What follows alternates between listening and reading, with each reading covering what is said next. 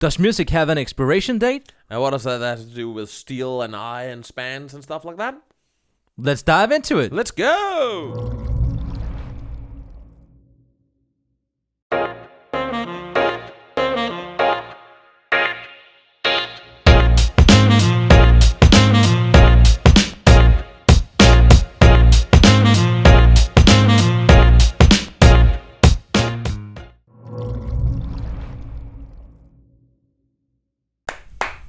Welcome back to the Juice Podcast. It's Friday. I'm your host, Kenyo, and with me I have my co-host, Andy the guitarist. Yeah, so check us out on TikTok and Instagram if you follow this long. Awesome sauce. We're here with another music review. Yes, and you brought a artist with a song I haven't heard about ever. That is true. Yeah, we're reviewing that one. I totally didn't forget that. Anyways, we're going to talk about a little bit of nostalgia for me. A song that I really love. From a band that has a pretty weird name. I actually don't know why it should be nostalgic to me, because it's actually way older than I am. It's way older than you, for sure. Absolutely. But you grew up with this song. I do. I don't even know why. I don't know why my parents played this stuff for me. So which artist are we into today? We are talking about a band called Steeleye Span. Okay. We'll put it up there. I have never heard of this. They were actually active until 2009, 2010.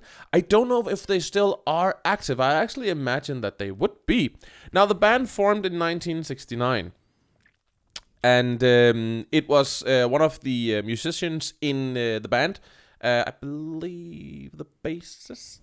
The bass player? Like bass player, guitarist.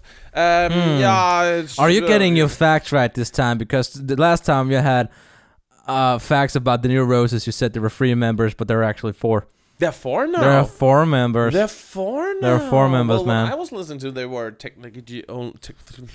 4. Yeah, 4. So there are 4 anyways. Incoherent words. No, Steeleye Span, he had been in another band, but he didn't quite like that. He wanted to live out his idea of British folk music, but with electrical amplifying amplification. There's a lot of folk music going on this track. They were formed in 69, so he was running around having these thoughts in 65.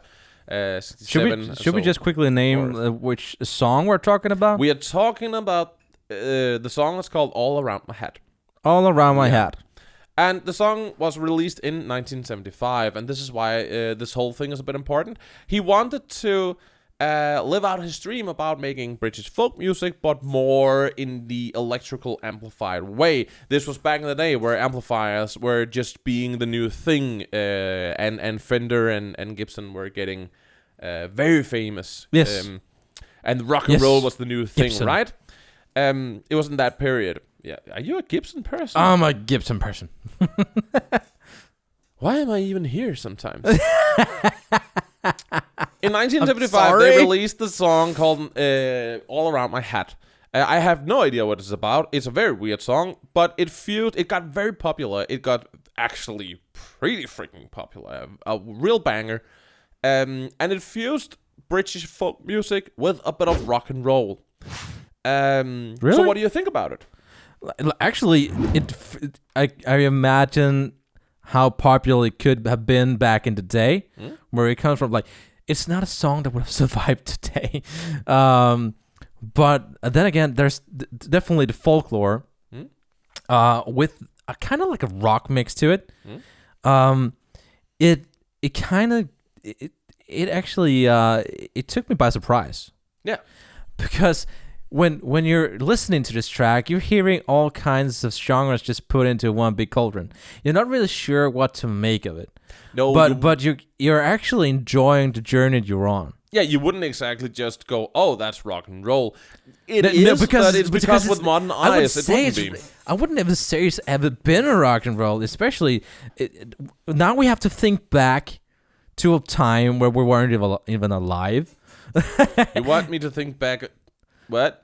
to to a time where we weren't even alive. Do Like you remember imagining back in setting us, 1975, like where we imagine didn't even live. setting Like, no, I us don't.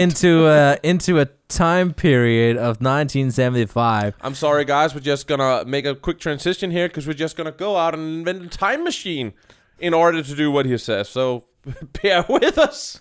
Yeah. Transition time, and we'll go into some kind of time machine, man. We're back. And we invented a time machine, and we have now experienced the whole of 1975 when this song has been released. Yeah. Don't say we don't do our research properly. And the young lady who was the lead singer there, what a fine lass she is. Yeah. What? Oh, God. He invented sunglasses, by the way. Yeah, he traveled a bit too far back. Now he's a multi-millionaire. I enjoyed the journey a little too much. I'm so sorry, guys. But no, coming back to the rock and roll part of that song, especially mixed up with the folklore. Folklore? Like, wait, what? Folk music? Yeah, you've been saying folklore. I've been saying folklore for a while now, haven't I? Do you know something about that song that I don't? Is there something going on? Like, I have an urge for folklore today. I'm so sorry, guys. This music review is all over the place. Yeah. But literally.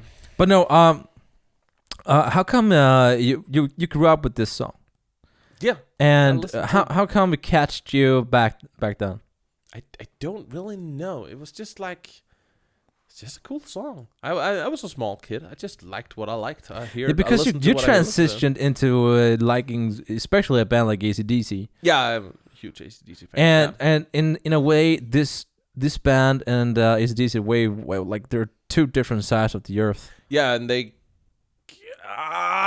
kind of existed with each other. I kind of find, it's like they might have 1 year existed simultaneously, but the genre is way different out there. It is very different. I do like the story around the song. It's still a good banger to listen to. It's a good pop. It has that poppy, rocky feeling to it. It's an easy song to listen to. It's just nice. It's actually one of the songs that again proves to me that music doesn't have an expiration date. Yeah, absolutely, and it has if you listen to it, it actually has a pretty amazing drum track on it. When you listen to some of the technical things the drummer do, it's actually quite technical for its time, I feel. Yeah. There's some elements of the track I can't really wrap my finger around it, but it's like they were ahead of its time when we're thinking back to saying there's been songs and genres that has been trying what they're doing, but not really like achieve the same type of mixture success.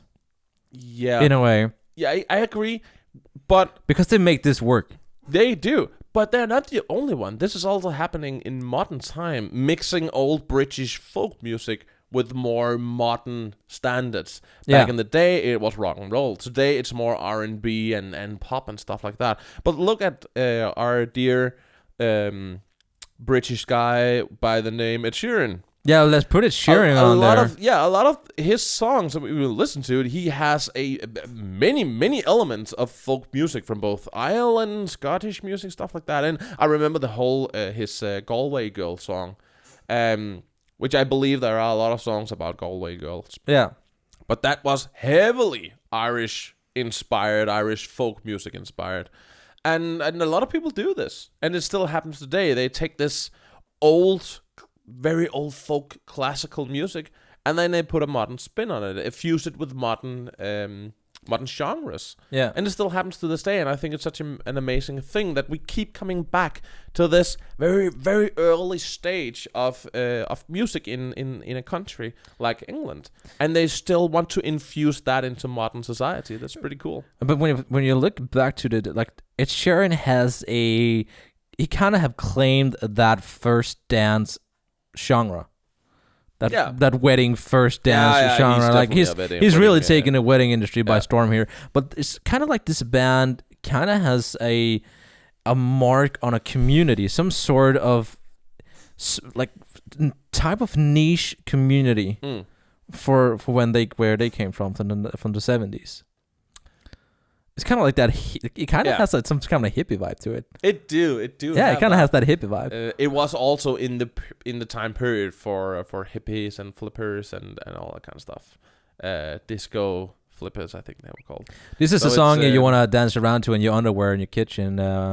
Yeah, it's just such a chill song. And I actually, when you listen to the 2009 remaster of it, where they of course up the quality. Yeah, up the quality of the track. When you listen, it's actually a very, very good recording. It's really high quality. Thinking of its time. Yeah. And the recording session of it is really well Look made. Look at AC/DC and some of the things they actually published or released in 1976. We've heard artists from this day, like 2021, who has shitty recordings. Yeah.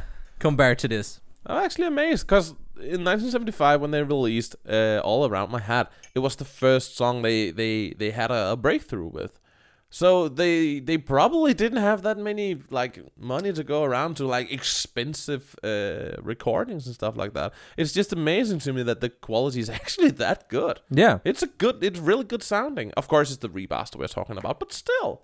So it's kind of hard to say if we should market this song. Who would we market it to? Like, who would be the target audience for this track? Like age-wise and culture-wise, and who would we have even send this to today? I don't know, because I don't even think that a lot of people who are alive at the time even listen to this anymore. I think it's one of those who just kind of, even though it was such a big hit, I think it kind of. Let's send it out to the hipsters. Yeah, let's send it out to the hipsters. Like, it's just amazing. Here you go. Here's music you should listen to. I think it's people like me. It's not necessarily an age group, but it's people who just randomly fall in love with stuff, music that's just all over the place, and just falls in love with weird things. I think that's what you should market this to.